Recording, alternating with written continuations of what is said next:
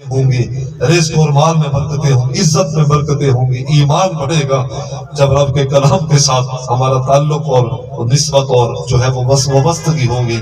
اللہ تبارک و تعالی قرآن کی ہمیں محبت عطا فرمائے۔ یہ ایسی کلام ہے جو انسان کی ہدایت کے لیے اللہ نے نازل فرمائے۔ اس کا بنیادی مقصد قبلہ یہی ہے کہ اس کے ذریعے سے اللہ اپنے بندوں کو ہدایت عطا فرماتے ہیں۔ وہ تمہیدی جملہ تھا، کسی کو ہدایت قرآن کے ذریعے سے ملی، کسی کو ہدایت اللہ نے صاحب قرآن کے ذریعے عطا فرمائے۔ قرآن بھی ہدایت کا ہی ذریعہ، صاحب قرآن بھی ہدایت کا ہی ذریعہ ہے۔ آئیں احباب، قرآن کو وقت دیں، قرآن کو سمجھیں، پڑھیں، عمل کریں۔ زندگی کی اثر کو پہنچ چکے، یعنی کہ عمر دیگر کو پہنچ چکے ہیں۔ وقت تھوڑا رہ گیا ہے زندگی دا، لیکن جی میں اساں جیندے ودے ہیں، یہ انداز مومن کوئی نہیں۔ آؤ تھوڑا اپنی اصلاح کرو۔ اللہ اکبر، قرآن پڑھنے والے بنے۔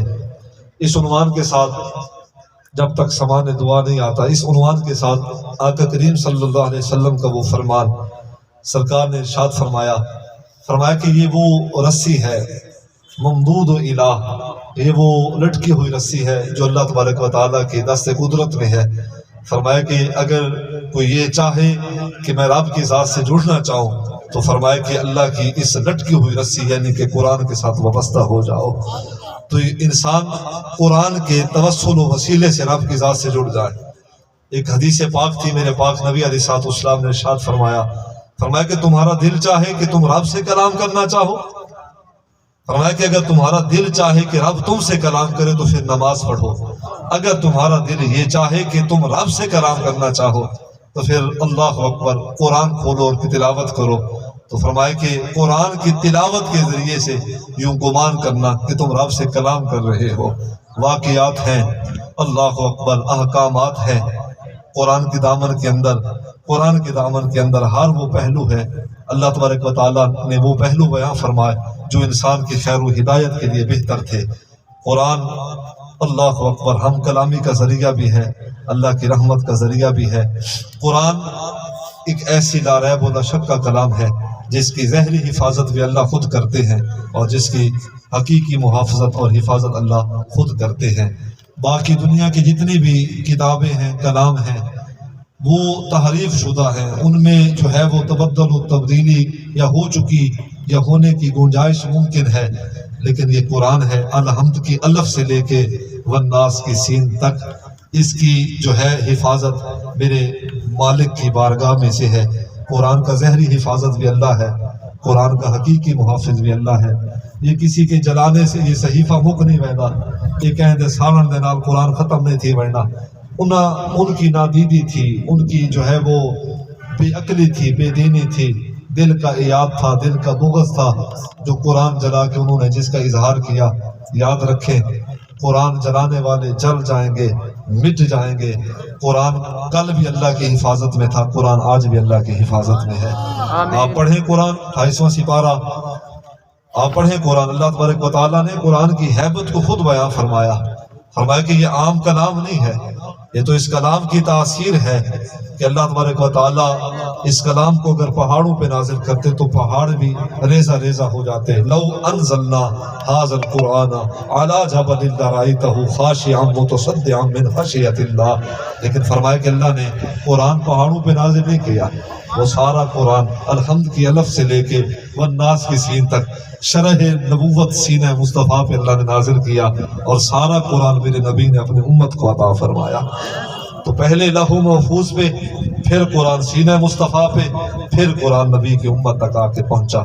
یہ قرآن کی حفاظت لوح محفوظ پہ قرآن ہے، الحمد کی الف سے لے کے والناس کی سین تک جو قرآن ہم پڑھتے ہیں، ہمارے پاس جو صحیفہ ہے یہ لوح محفوظ پہ محفوظ ہے، اللہ تبارک و تعالیٰ کی قدرت میں یہ محفوظ ہے۔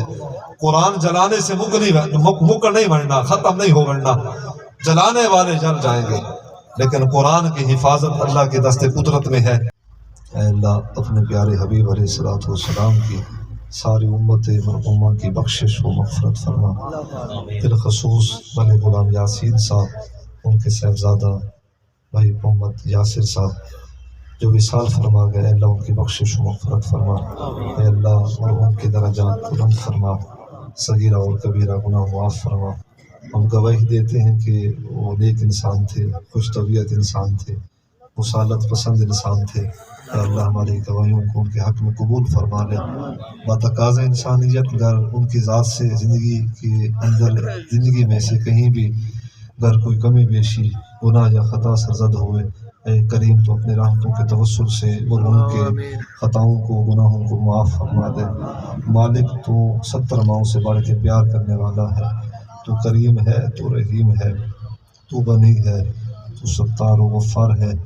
تو ہمارے عزیز کے ساتھ بھائی یاسر صاحب کی روح کے ساتھ اے اللہ اپنی رحمت والا معاملہ فرما۔ اس محفل میں تیرے نیک بندے بھی آئے جنہیں تو پسند کرتا ہے، جو تقوی والے ہیں، جو تیری ذات سے ڈرنے والے ہیں، اے اللہ جو تیرے حکام پہ زندگی بسر کرنے والے ہیں، اپنے نیک بندوں کے توسل سے اے اللہ مرحوم کی مغفرت فرما۔ یہ محض ایک بندے کی مغفرت کا سوال ہم کر رہے ہیں، اے اللہ بزرگوں کی بزرگی کے صدقے، نیک بندوں کے تقووں کے صدقے اے اللہ مرحوم کی مغفرت فرما دے، درجات کو بلند فرما دے۔ اے اللہ مرحوم کی روح کے ساتھ عدل والا معاملہ نہ کرنا، فضل والا معاملہ کرنا، رحمت والا معاملہ کرنا۔ ماں باپ ہاتھ اٹھا کے دعا مانگ رہے، تیرے محبوب کا فرمان یہ دعا مانگے تو تیرے فرشتے آمین کہیں۔ ان کی دعاؤں کے صدقے ان کی مغفرت فرما دے، درجات کو بلند فرما۔ ولی غلام یاسین صاحب کو صبر جمیل اجر کثیر عطا فرما، ان کی اہلیہ کو، ان کے اہل خانہ کو، بدیگر متعلقین کو اے اللہ صبر جمیل عطا فرما، اجر کثیر کی دولت سے بہرہ مند فرما۔ اے اللہ ملک یاسر صاحب کا بہتر نعم البدل عطا فرما، وہ چلے گئے اے اللہ ان کا بہتر نعم البدل عطا فرما، اور ان کے وصال پہ صبر کی بدولت اے اللہ متعلقین کو دارین کی سعادتیں عطا فرما۔